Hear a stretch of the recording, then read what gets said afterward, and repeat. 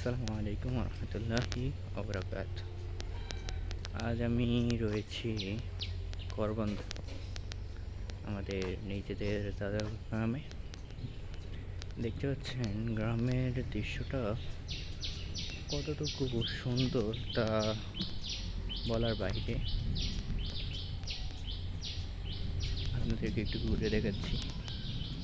দেখতে পাচ্ছেন রাস্তায় কোনো গাড়ি নাই, ধুলাবালি নাই এবং রাস্তা পুরোটা ফ্রেশ, যা বলার বাইরে। দেখতে পাচ্ছেন এখানে জমি রয়েছে অনেক, দেখাচ্ছে। এসব রাস্তা দিয়ে যদি মানুষ একা একা হেঁটে যায়, তার ফিলিংসটা কিন্তু আলাদা একরকম। এগুলো ঢাকা শহরে পাওয়া যায় না। যারা ঢাকা শহরে থাকি, অনেক ব্যস্ততার মধ্যে থাকি, গ্রামে আসার সময় পাওয়া যায় না। তবুও যাদের গ্রামের বাড়ি রয়েছে, তাদের উচিত একবার হলেও নিজেদের গ্রামে আসা, ঘোরাফেরা করা, নিজের আত্মীয় স্বজনদের কাছে পরিচিত হওয়ার না, তাদের খোঁজখবর নেওয়া। কারণ সেটা হলো আমাদের দাদার বাড়ি বা নানার বাড়ি, যার যেই বাড়ি হোক, সবাই এসে ঘুরে যাওয়াটা উচিত বলে আমি মনে করি। কারণ অনেকে দাদাকে পায় না, অনেকে নানাকে পায় না, অনেকে দাদুকে পায় না। তাদের যে বাড়ির স্মৃতিগুলো, সেগুলো কিন্তু রয়ে যায়, গ্রামের স্মৃতিগুলো রয়ে যায় এবং সেগুলো আমরা উপভোগ করতে পারি আসার পরে।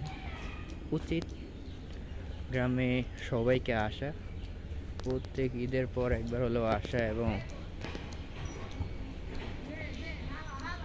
ঘুরে ফিরে দেখা নিজেদের গ্রামের যেই গাছপালা রয়েছে, এগুলা দেখার পর নিজের মনটা জুড়িয়ে যায়। গ্রামের যেই রাস্তাঘাট রয়েছে, দেখতে পাচ্ছেন রাস্তায় কোনো গাড়ি নেই। আমি এতক্ষণ পর্যন্ত আসছি, একটা গাড়িও নাই রাস্তাঘাটে, দুই একটা অটো আসে।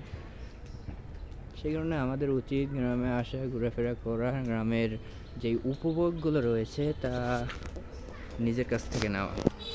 এই উপভোগ কিন্তু আমরা সবাই নিতে পারি না ব্যস্ততার কারণে। এখনকার গ্রামে একটা প্রচলন হয়ে গিয়েছে যে ছেলেকে পড়ালেখা করাবো, প্রবাসে পাঠিয়ে দেবো, এইটা প্রচলন হয়ে গিয়েছে, বা শহরে পাঠিয়ে দেবো।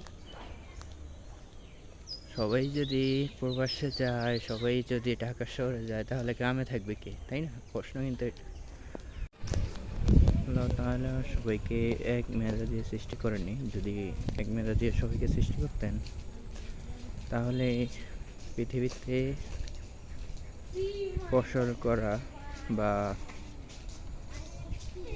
দোকানদারি করা বা গাড়ি চলাচল করা বা পাইলট, এই যে বিমান চালায় যারা পাইলট, এগুলা কেউ থাকতো না।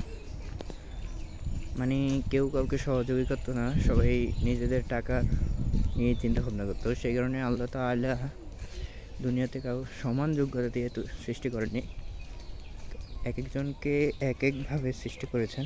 কেউ ফসল করবেন, কেউ পাইলট হবেন, কেউ ড্রাইভার হবে, কেউ রাজমিস্ত্রি কাজ করবে। এইভাবে আল্লাহ তাআলা সবাইকে এক একভাবে যোগ্যতা দিয়ে দুনিয়াতে পাঠিয়েছেন। সেরকম কেউ কেউ ঢাকা, কেউ কেউ প্রবাসে, কেউ কেউ গ্রামে রয়েছে। এই আমাদের উচিত প্রতি বছর বা প্রতি মাসে একবার হলেও গ্রামে আসা, যদি মাসে না পারি বছরে 2বার আসা।